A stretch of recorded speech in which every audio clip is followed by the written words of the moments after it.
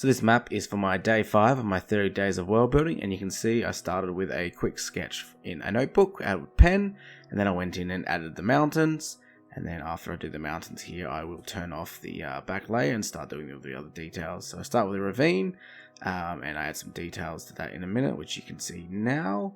This was a lot of fun. I haven't really tried to draw this kind of ravine crack in the ground, but it was a lot of fun to do. And then I move on to these weird little dashes in the lake, which I really like actually. It was a bit of a thing I just kind of decided to do, and it turned out quite nice.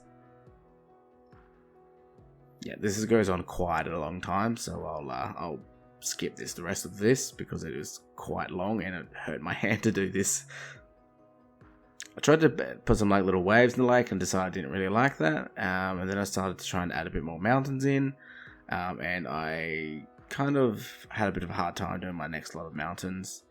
I did enjoy this, but at the end of the day it was going to be a lot of work to do all these mountains, so I just decided to add details instead of doing the extra row, and I'll add the other mountains later. You can see there, just to the south of the mountains there's that crater which we spoke about in day 4. So that's there, which is like a dormant volcano. There's some heat there and some life can grow due to the fertile soil and the windbreak from the icy cold tundra that is this map.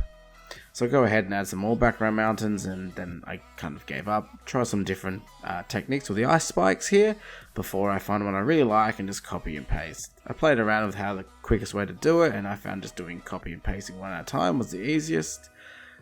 Which you'll see here. I try to fill around with it, and then I go ahead and just kind of fill it in. So it's a bit random. But yeah, this was a lot of fun here. You will notice at the start there I didn't actually copy the coastline from my book. I decided to do that from scratch, which you'll see here. I'll do that in a minute.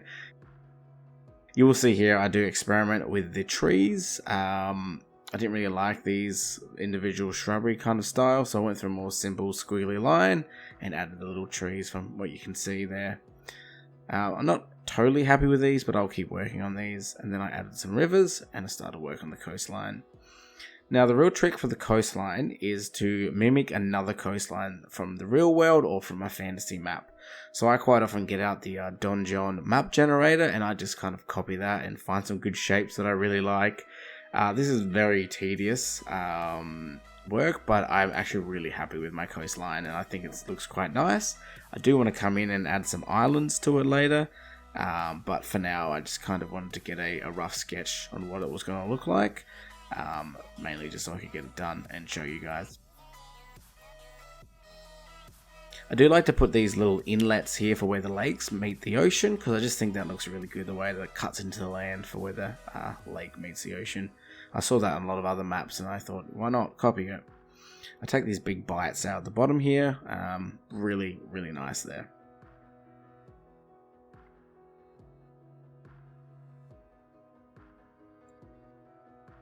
I really noticed the coastline kind of really like wraps around on itself a lot and creates these little narrow passages a lot in maps that I've seen, so I kind of mimicked that as well.